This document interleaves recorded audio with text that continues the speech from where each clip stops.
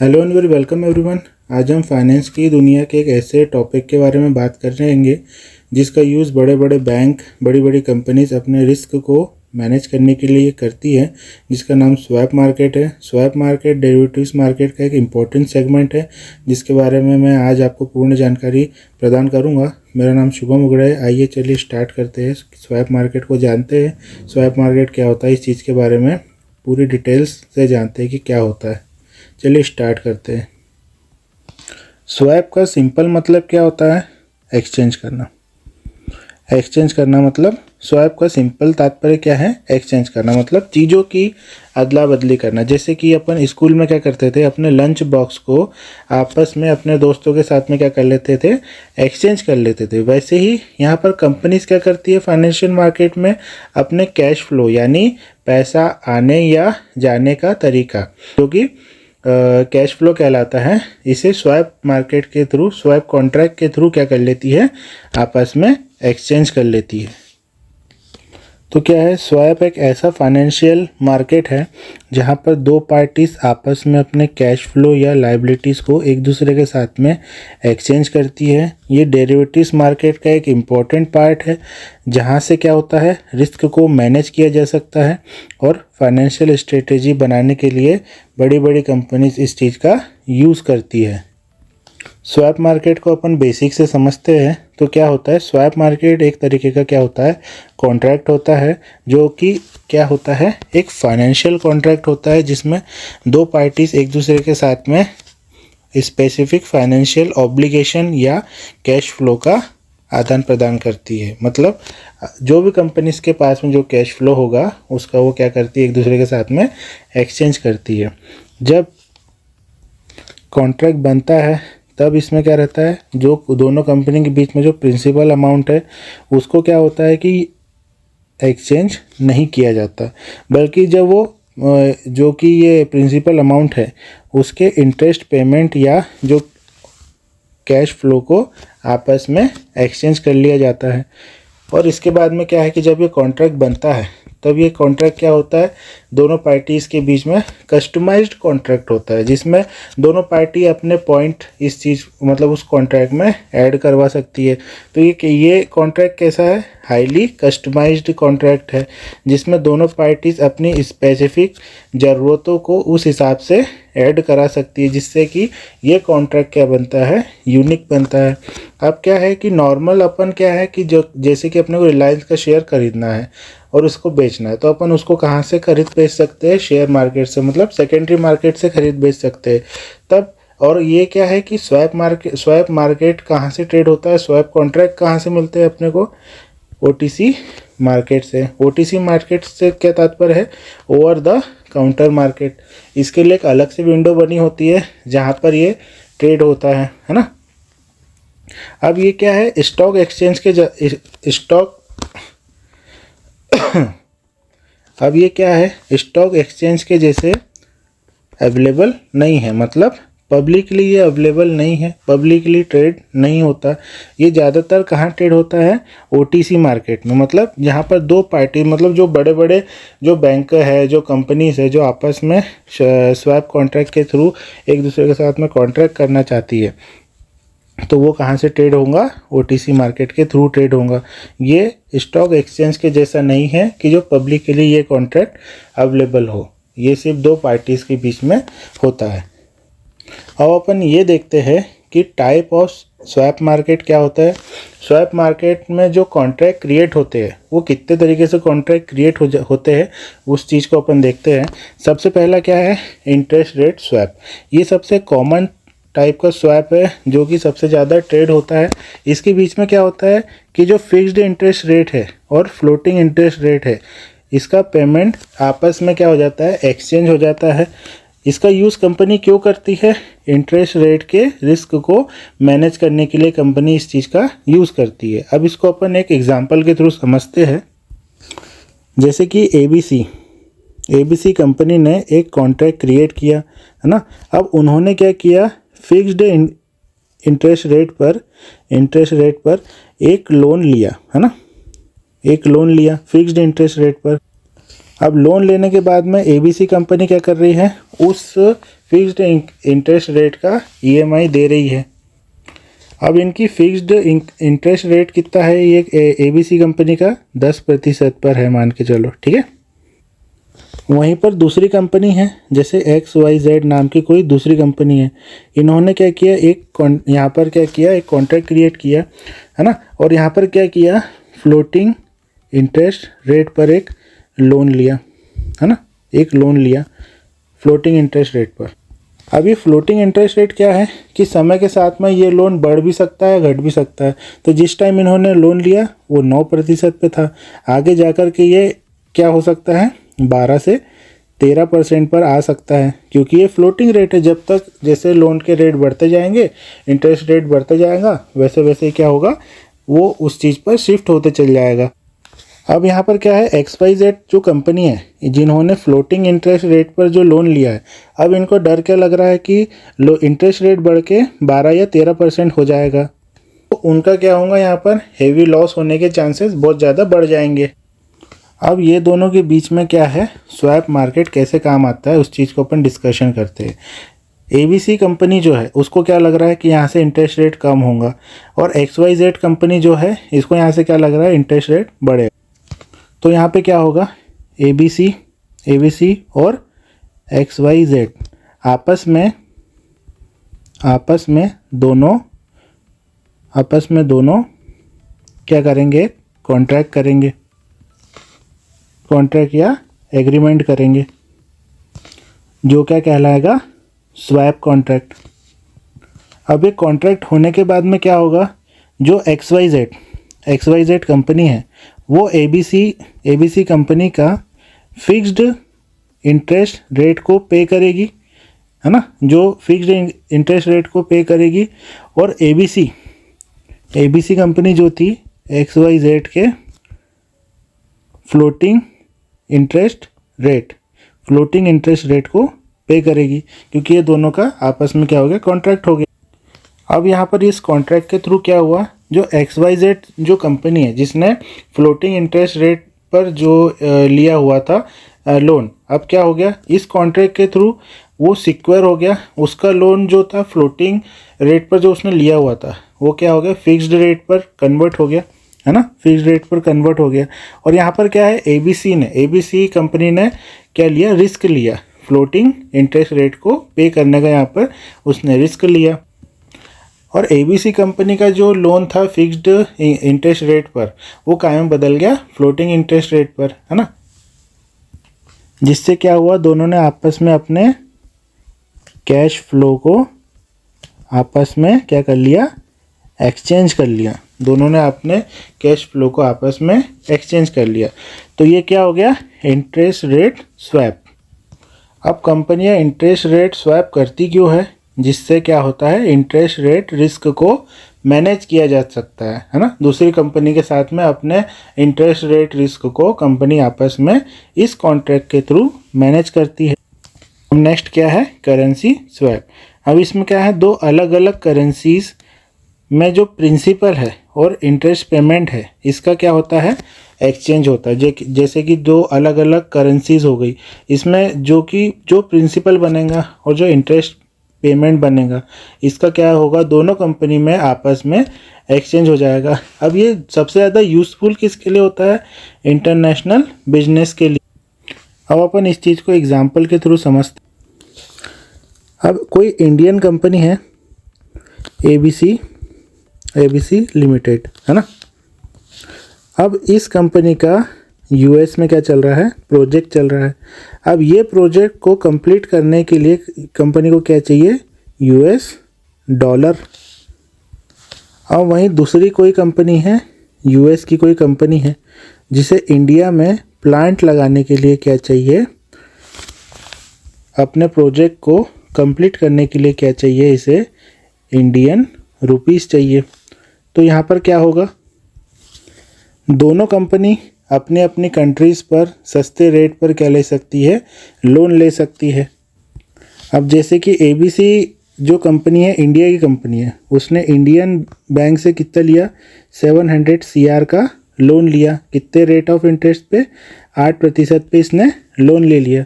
अब यहीं जो यूएस की जो कंपनी है XYZ, उसने क्या किया, $100 मिलियन का यहाँ पे क्या लिया, लोन ले लिया। कितने परसेंट पे, 5% पे लोन ले लिया इसने। अब यहाँ पर क्या है, $1 का रेट क्या चल रहा है, एक डॉलर का रेट क्या चल रहा है, 80 रुपये, है ना। $1 का रेट क्या चल रहा है यहाँ पर, 80 रुपये। अब यहाँ पर क्या है, प्रिंसिपल दोनों कंपनीज का आपस में एक्सचेंज हो जाएगा। एबीसी ने जी कितने लिए थे, 700 CR, मतलब 700 करोड़ रुपीस लिए। अब ये किसको दे देगा, XYZ जो यूएस की कंपनी है। और यहाँ पर क्या है, XYZ ने कितने पैसे लिए थे, $100 मिलियन यहाँ पर लिए थे। ये किसको दे देगा, एबीसी को, अपने यूएस के प्रोजेक्ट के लिए दे देगा यहाँ। अब क्या हुआ, यहाँ पे दोनों ने आपस में क्या किया, प्रिंसिपल को एक्सचेंज कर लिया। बट यहाँ पर क्या है, इंटरेस्ट रेट क्या है, इंटरेस्ट रेट जो कि इंडियन कंपनी ने लिया था 8% का, है ना, और यूएस कंपनी ने लिया था यहाँ पे 5% का। तो यहाँ पर क्या होगा, एबीसी जो इंडियन कंपनी है, वो जिसने यूएस डॉलर लिए हैं, वो कितने पेमेंट करेगा यहाँ पे, 5% के हिसाब से वो XYZ को पेमेंट करेगा यहाँ पर। और XYZ जो यूएस की कंपनी है, वो 8% के हिसाब से किसको पेमेंट करेगा, एबीसी को यहाँ पर पेमेंट करेगा, है ना। और जब इसकी मैच्योरिटी आएगी तब क्या है, एबीसी को क्या देना पड़ेगा, $100 मिलियन वापस देने पड़ेंगे। और XYZ को यहाँ पे क्या करना पड़ेगा, 700 करोड़ रुपीस वापस करने पड़ेंगे। कब करना पड़ेगा, जब री एक्सचेंज का टाइम आएगा, मैच्योरिटी डेट पर जब आएगा तब। अब करेंसी स्वैप का सबसे बड़ा फ़ायदा क्या हो गया, जो इंडिया कंपनी थी एबीसी, उसको क्या मिल गए, यूएस डॉलर मिल गए अपने प्रोजेक्ट को कंप्लीट करने के लिए। और उसका करेंसी का रिस्क क्या हो गया, कम हो गया, मैनेज हो गया। और जो यूएस की कंपनी थी XYZ, उसको क्या मिल गया, इंडियन रुपीस मिल गए अपने प्रोजेक्ट को कंप्लीट करने के लिए। और दोनों कंपनी को क्या मिला, रिस्क से प्रोटेक्शन मिला। रिस्क को ये दोनों ने क्या कर लिया, आपस में मैनेज कर लिया। अब यहाँ पर नेक्स्ट क्या है, कमोडिटी स्वैप। अब इसमें क्या है कि एक पार्टी यहाँ पर क्या करती है, फिक्स्ड प्राइस पर क्या करती है, पेमेंट करती है। और दूसरी पार्टी क्या है, फ्लोटिंग प्राइस पर यहाँ पे क्या करती है, पेमेंट करती है, जिसे अपन क्या कहते हैं, कमोडिटी स्वैप। ये खास तौर पे किस में होता है, ऑयल, गैस और मेटल्स के लिए ये क्या है, पॉपुलर है। इसमें क्या है, ध्यान रखने वाली बात क्या है, इसमें एक पार्टी क्या करती है, फिक्स्ड प्राइस पर पेमेंट करती है, और दूसरी पार्टी क्या करती है, फ्लोटिंग प्राइस पर पेमेंट करती है। अब ये कॉन्ट्रैक्ट किसके काम आता है सबसे ज़्यादा, जो कि कंपनी जो एयरलाइन इंडस्ट्री से जुड़ी हुई है, उनको सबसे ज़्यादा ये कॉन्ट्रैक्ट काम में आता है, कमोडिटी स्वैप्स। अब क्या होता है, एयरलाइंस कंपनी को हर साल जेट फ्यूल की क्या रहती है, नीड रहती है। अब क्या होता है, ऑयल के प्राइसेस बहुत वोलेटाइल होते हैं, मतलब बहुत ज़्यादा तेज़ी से बढ़ते घटते हैं। तो इसमें क्या है, इनको हेवी लॉस उठाना पड़ सकता है। तो ये क्या करते हैं, इस कमोडिटी स्वैप के माध्यम से ये कॉन्ट्रैक्ट का यूज़ करते हैं। और क्या होता है कि कंपनियां हमेशा चाहती है कि फ्यूल की कॉस्ट क्या रहे, स्टेबल रहे, है ना। अब यहाँ पर नेक्स्ट क्या है, क्रेडिट डिफ़ॉल्ट स्वैप। इस कॉन्ट्रैक्ट में क्या होता है, क्रेडिट रिस्क को क्या किया जाता है, ट्रांसफ़र करने के लिए इसका यूज़ होता है ना।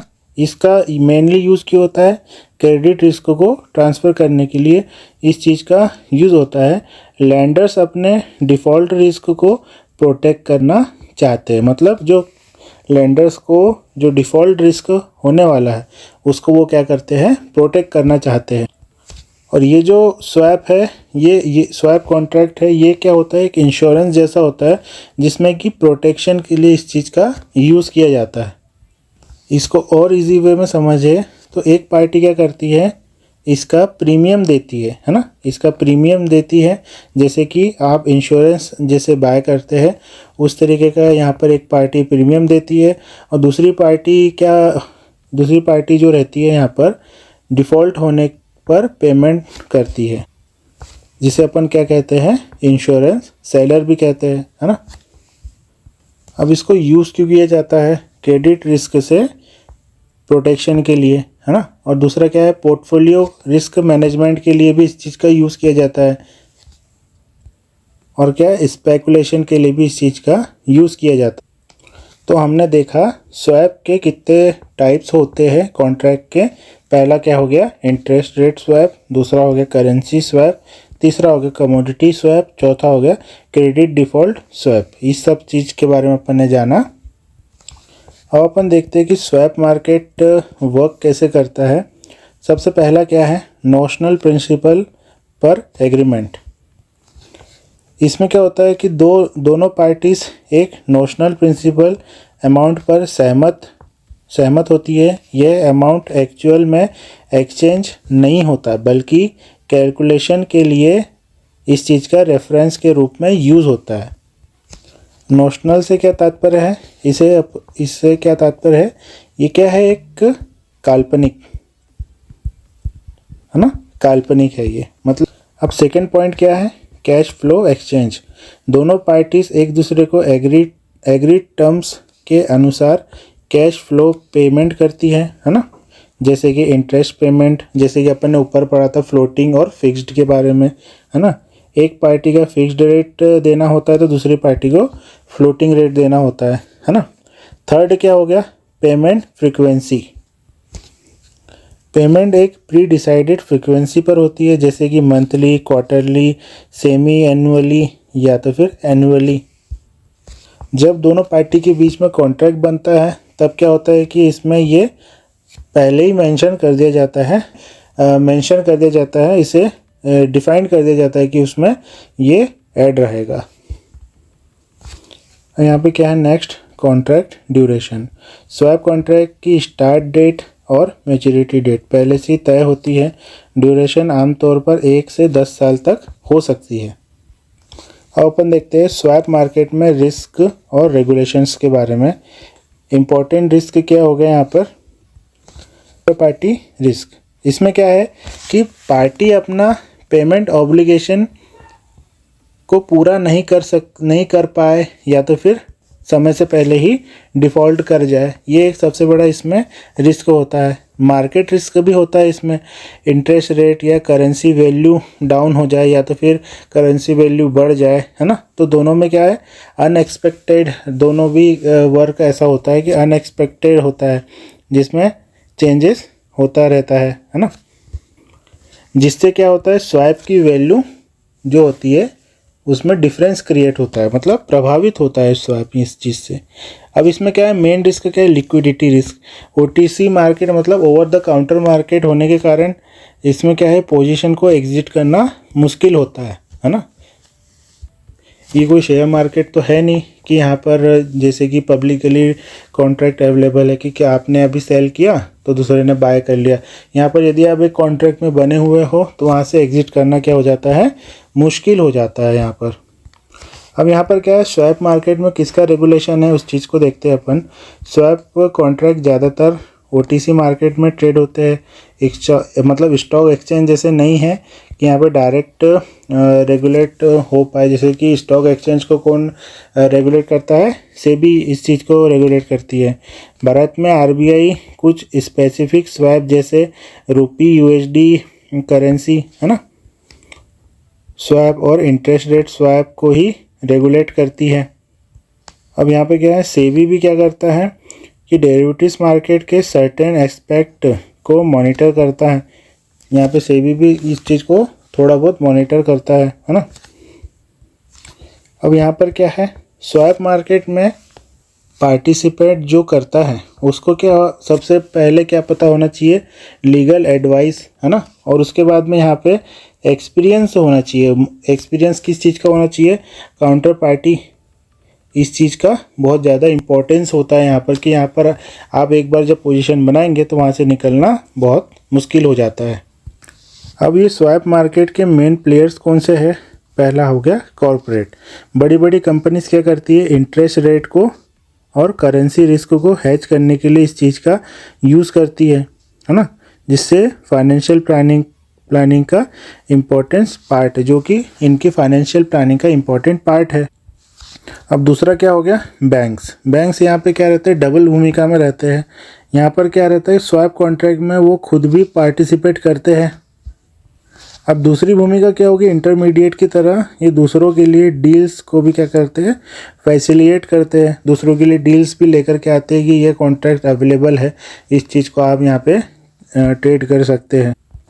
अब यहाँ पर क्या है, इंस्टीट्यूशनल इन्वेस्टर के लिए भी स्वैप मार्केट ओपन रहता है, जो कि इस चीज़ में पार्टिसिपेट करते हैं।